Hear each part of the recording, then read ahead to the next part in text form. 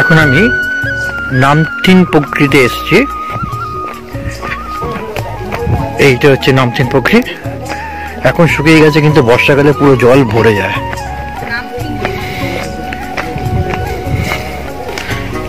এখানে শুনতে পাওয়া যায় বা বর্ষাকালে নাকি দেখতেও পাওয়া যায় সালামান্ডা।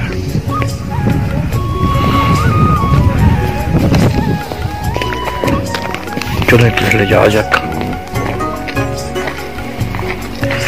এখানে আমার একটা বজরঙ্গবলী স্ট্যাচু রয়েছে।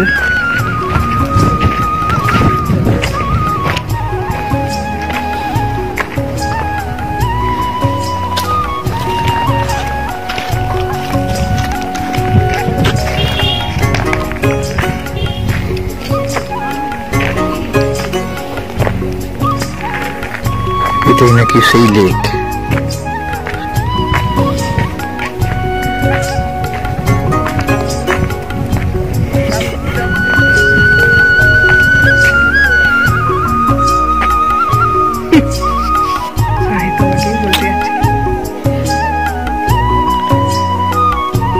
শুকিয়ে খটখট করছে, বর্ষাকালে জলে পরিপূর্ণ হয়ে থাকে। নামথিন পুকুরি ভূপৃষ্ঠ থেকে প্রায় 4000 ফিট উঁচুতে অবস্থিত এই লেককে ঘিরে রয়েছে প্রচুর পাইন গাছ। প্রায় 4000 ফুট উচ্চতায় রিয়াং নদীর উপর অবস্থিত এই যোগীঘাট ব্রিজ শিটং থেকে দূরত্ব মাত্র 10 মিনিটের। প্রায় 7 কোটি 28 লক্ষ টাকা খরচ করে 74 মিটার লম্বা আর 5 মিটার চওড়া এই ব্রিজটি 18 এপ্রিল 2015 সালে বাবা রামদেব উদ্বোধন করেন।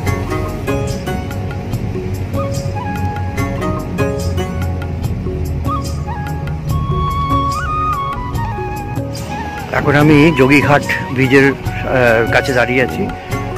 এইটা হচ্ছে যোগীঘাট ব্রিজ, যেটা বাবা রামদেব উদ্বোধন করেছিলেন। এটা একেবারে নতুনভাবে তৈরি।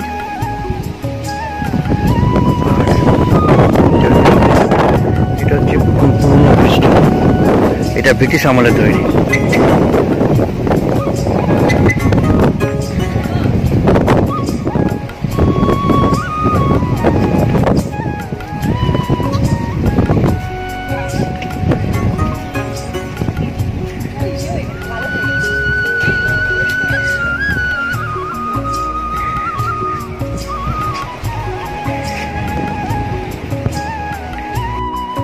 এটা হচ্ছে যোগীঘাটের নতুন ব্রিজ, যেটা বাবা রামদেব উদ্বোধন করেছিল।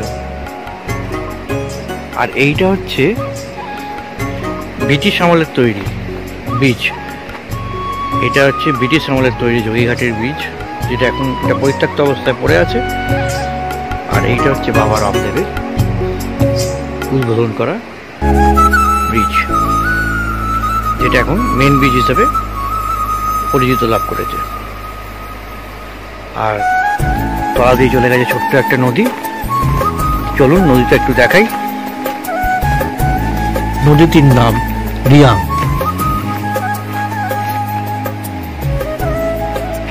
ওই যে দেখা যাচ্ছে নদী।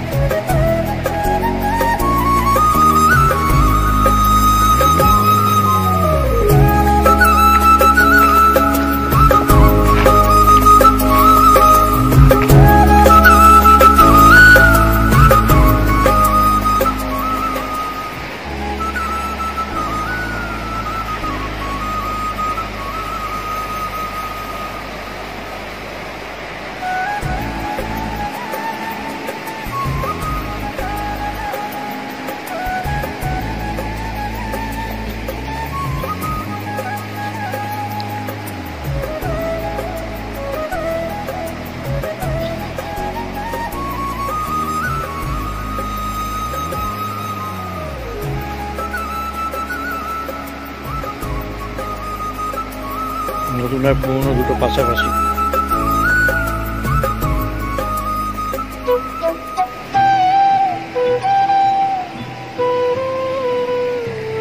এটা জয়ঘাটের তলায় যে নদীটা বয়েছিল, যে সেই নদীটা।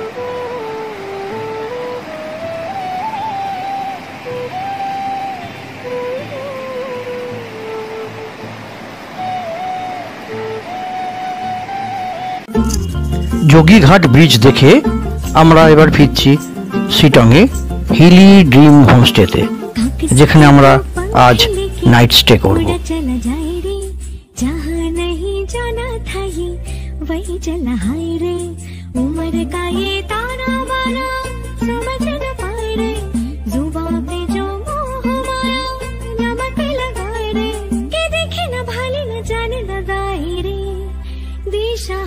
কেমন বোকা মনটা রে।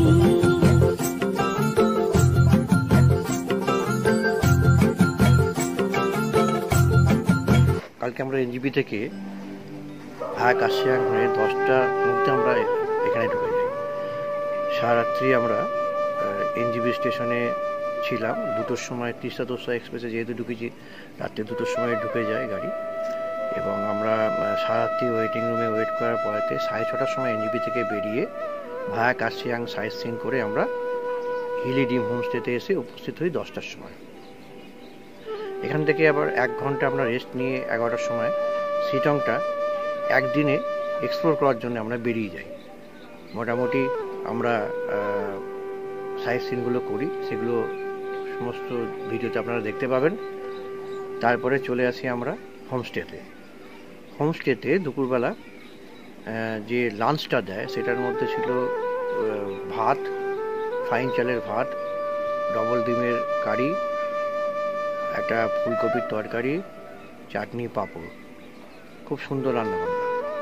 এটা আমরা খেয়ে আবার রেস্ট নিয়ে নিই। আর এদের মানে ঘর, বাথরুম, এদের আতিথেয়তা মুগ্ধ করা। আচ্ছা, সন্ধেবেলা একটা স্ন্যাক্সে একটু চায়ের সঙ্গে পাকোড়া দিল, ভেজ পাকোড়া দিল। রাত্রিবেলাতে যার যা খুশি রুটি নিতে পারেন, ভাতও নিতে পারেন। আমরা নিয়েছিলাম রুটি, চিকেন, আর একটা সঙ্গে দিয়েছিল ভেজ তরকারি। খুব তৃপ্তি করে খেয়েছি। খেয়ে এই এখন সকালবেলা ব্রেকফাস্ট খাবো আমরা, ডিম এবং বাটার দিয়ে পাউরুটি, বাটার টোস্ট আর ডিম খেয়ে আমরা এখান থেকে আজকে হোটেল ছেড়ে বেরিয়ে যাব দার্জিলিংয়ের উদ্দেশ্যে ভায়া সাইট সিইং। আর এই হোটেলের ডেসক্রিপশন বক্সে সমস্ত হোটেলের ফোন নাম্বার সব দেওয়া রইল। আপনারা যদি আসতে চান নিঃসন্দেহে আসতে পারেন। খুব ভালো, সব দিক থেকে সব সুটেবল একেবারে। সিঁড়ি ভাঙতে হবে না, রাস্তার উপরই হোটেল। সাইট সিন অফুরন্ত, দুরন্ত সাইট সিন।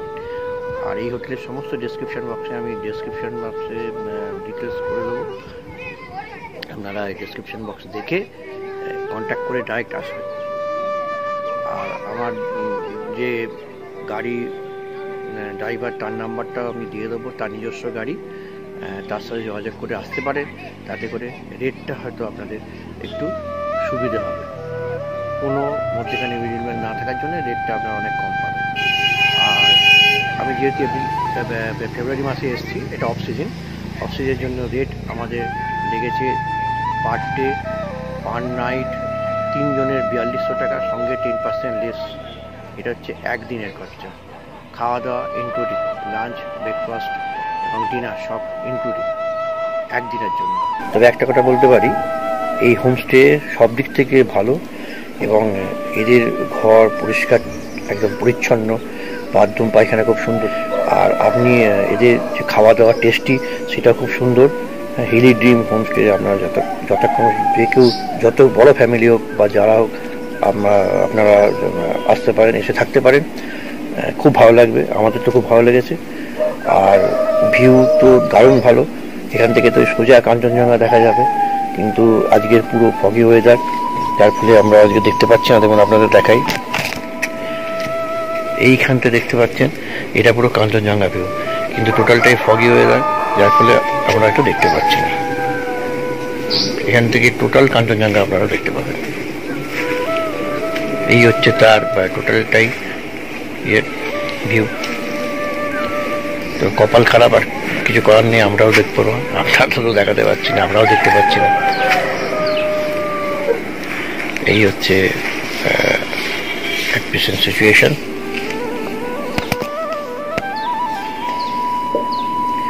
তো আমি সবাইকে বলবো, আপনারা অনায়াসে আসতে পারেন, এসে থাকতে পারেন। থেকে শিলংটাকে এনজয় করতে পারেন। এখান থেকে সমস্ত জায়গায় যাওয়া যেতে পারে, যেমন আমরা অলরেডি এখান থেকে সাইট সিনটা করে নিয়েছি। এটা ফেব্রুয়ারি মাসের আজকে হচ্ছে 21 তারিখ, আমরা 20 তারিখ পৌঁছেছি। 20 তারিখে পৌঁছে সব কিছু করে নিয়েছি। আর সাইট সিন আপনি একদিনে সব করে দিতে পারেন, আমরা যেমন করেছি, কারণ আমরা আজকে 21 তারিখ আবার দার্জিলিংয়ের উদ্দেশ্যে রওনা হয়ে যাব। আর এখানে ঠান্ডা দিনের বেলা অতটা না লাগলেও রাত্রের দিকে ঠান্ডা মারাত্মক, জলে আড্ডা যায় না। তবে হ্যাঁ, গিজার আছে, গিজার সবসময় গরম জল আপনি পাবেন, গরম জল খাবারও দিয়ে দেবে। আর ঠান্ডা এখানে রাত্রিবেলা ওই 6 থেকে 10-এর মধ্যে ঘোরাফেরা করছে। যা এরা ব্ল্যাঙ্কেট যা দিয়েছে, বিছনাপত্র যা আছে, তাতে করে আপনি আরামসে থাকতে পারবেন। আর রুম হিটার যদি নিতে পারেন তাহলে পরে রুম হিটার আপনি নিতে পারেন। তবে আমাদের রুম হিটার লাগিনি, আমাদের ব্ল্যাঙ্কেটই হয়ে গেছে। আর মোটামুটি সমস্ত ঘর পরিষ্কার পরিচ্ছন্ন, কোনো কমপ্লেন আপনি এই হোমস্টে সম্পর্কে করতে পারবেন না, যেমন আমরা পাচ্ছি। ওকে, আজ এই অবধি থাক। আবার দার্জিলিং গিয়ে নতুন করে আমি আপনাকে সমস্ত কিছু দেখাবো এবং বিস্তারিত দেব। Thank you. এবার চলুন আপনাদের দেখাই আমরা যে রুমটাতে ছিলাম, হিলি ড্রিম হোমস্টেতে, সেই রুমটার কিছু দৃশ্য। রুম খুব সাফ সুতরা, পরিষ্কার পরিচ্ছন্ন, ওয়েল ডেকোরেটেড।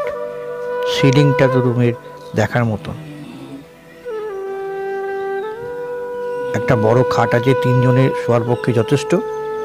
2টো করে ব্ল্যাঙ্কেট দেওয়া আছে, কোনো অসুবিধা হওয়ার কথা নয় এবং হচ্ছেও না। আর এরা রাত্রিবেলাতে গরম জল দিয়ে যাচ্ছে, বাথরুমে সবসময় গিজারে গরম জল পড়ছে, খাওয়ার জন্য গরম জল দিচ্ছে। আর যাদের রুম হিটারের দরকার তারা রুম হিটার চাইলে পেয়ে যাবে, কিন্তু রুম হিটারের জন্য 500 টাকা করে পার নাইট এক্সট্রা দিতে হবে। যদিও আমাদের রুম হিটার লাগেনি, আমাদের ব্ল্যাঙ্কেটেই হয়ে গেছে। এটা হচ্ছে ওয়াশরুম, পরিষ্কার পরিচ্ছন্ন, কোমোড, ওই যে গিজারে সবসময়তেই গরম জল অ্যাভেলেবেল।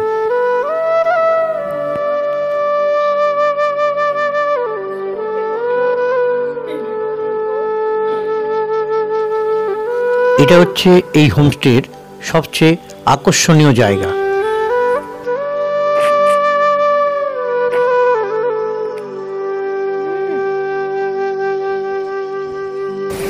এরপরে আমরা হোমস্টে কর্তৃপক্ষের কিছু রিচুয়ালস কমপ্লিট হওয়ার পরেতে আমরা বেরিয়ে পড়লাম 21 তারিখ আজকে দার্জিলিংয়ের উদ্দেশ্যে। চলুন এর পরের পর্বে আমরা আপনাদের দেখাবো দার্জিলিং কিভাবে ঘুরেছি তার বিবরণ।